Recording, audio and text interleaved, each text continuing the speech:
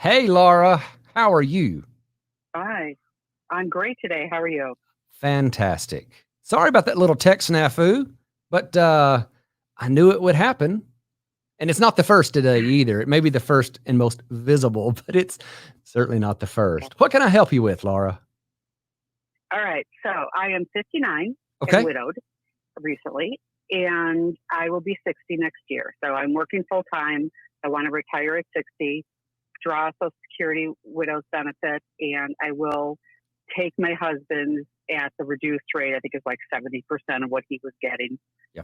which is fine, but not enough to live on. So I would like, and then I'll put mine on hold and let my Social Security grow until 70, right? Mhm. That's my first thing.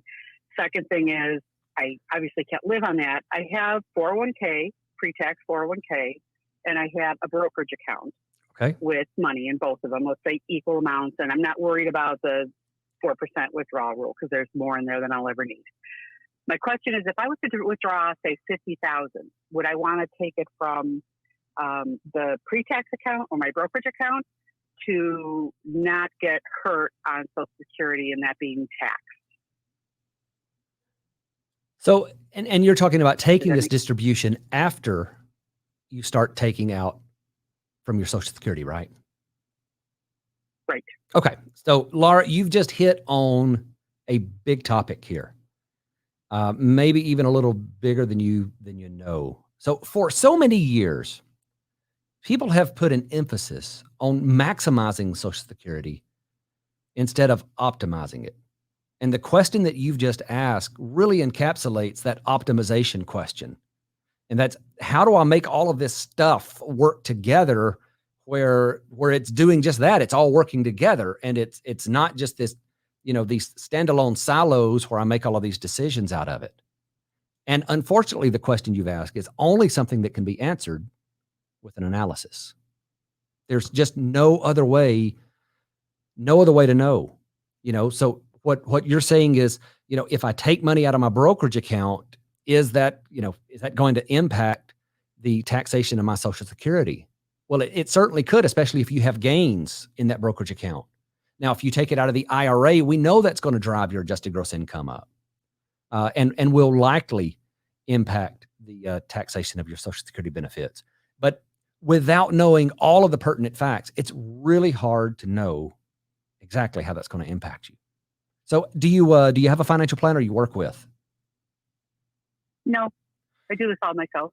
Gotcha. Well, I understand that, but there are some folks out there who they don't have to manage your investments to be able to help you with an analysis, and we do have some options coming up down the road very soon that we're going to be able to send folks to be able to get this kind of analysis done for a pretty small fee, and it's going to answer these sorts of questions. But it's an important question that you've asked, and it's one that you need to get the answer to, before you go out and file for benefits even. Now, in your case, you've got the Okay. restricted application that you're going to be able to do because you have the survivor benefit option. So let me go back to that for a minute and ask you about that for a second. Do you know what your full retirement age benefit is right now?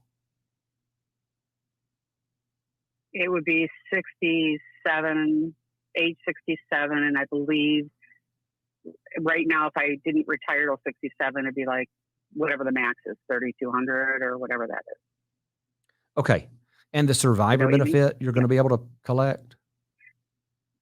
He was collecting the max, but I would only be able to do 72% of that, right? Okay. Yes. He was at full retirement benefits because he was disabled. So I think it would be about 2,300 I would get. Okay.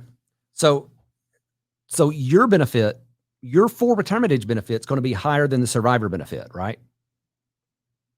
It is, but Okay. yes. Okay. So just looking at it face value, just you and I talking about it on the phone call today, it sounds like you've got the right strategy with your Social Security. As far as how do you maximize that stream of payments that's going to be coming in, I think you've got it down.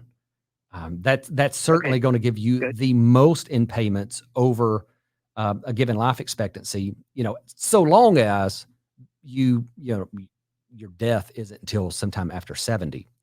But as far as, you know, having a strategic plan to be able to draw down your retirement assets and how do you build that bridge, you got to get somebody to help you with that. There's no question about it. It's just not Okay. a do-it-yourself So that project. would be a financial advisor question. I agree. Yeah, and one that understands Social Security too. It's not something, unfortunately, that that they all know. You know, I tell people the story quite often that I had been in business for almost 10 years, holding myself out as a financial advisor, worked for one of the big brand name firms that you see out there. When the discovery kind of came out of left field that I didn't know anything about Social Security. I mean, I did. I knew the basics, but I didn't know it like an individual should if they're out there advising people about their retirement planning. So, I kind of stopped and relearned what I should have already known about Social Security. But what I found through that process was I wasn't the only one. The vast majority of financial advisors, they don't get it. So you're going to have to ask some probing questions. And someone who's astute and really leans into the numbers, they'll be able to help you with this.